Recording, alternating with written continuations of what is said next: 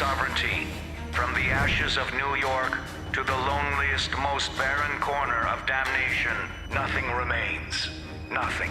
I'm Jacob Minkoff, lead game designer at Blue Omega Entertainment, and I'm going to tell you a little bit about the unique way we designed the levels for Damnation.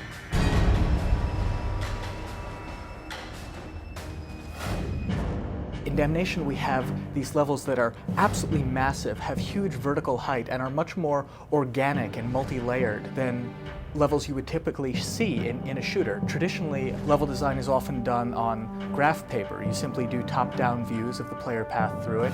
But in Damnation, we couldn't really do that because the overall feeling of being a huge, realistic space was so important to us that we actually started out with the concept art.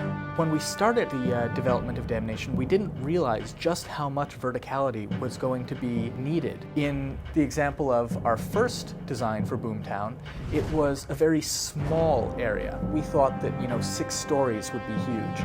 The next version was much more compact. Maybe there were buildings that were 10 stories in it now. And the final design for Boomtown is a massive canyon. And the steam generator itself is about 40 or 50 stories tall, and it now takes the player a good 30 minutes to climb from the base of the steam engine to the top. So once we finally got this vision from the concept artist that we said, yes, that is Boomtown, it was this pencil sketch, and we went ahead and we drew on top of it. So the level designers would look at that image and they would circle different locations and say, oh, it would be really cool if the player went from here to here to here.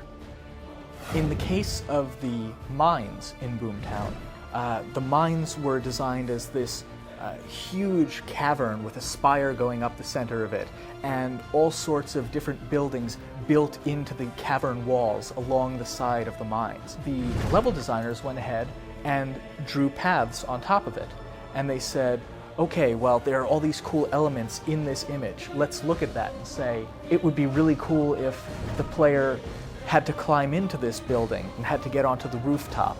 It would be really interesting if they had to cross over this canyon a few different times, and we'd put the gameplay into the image.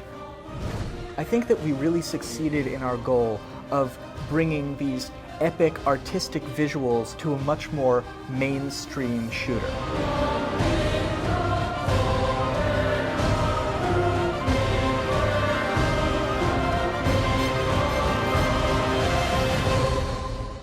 Be sure to check it out on Xbox 360, PlayStation 3, and PC.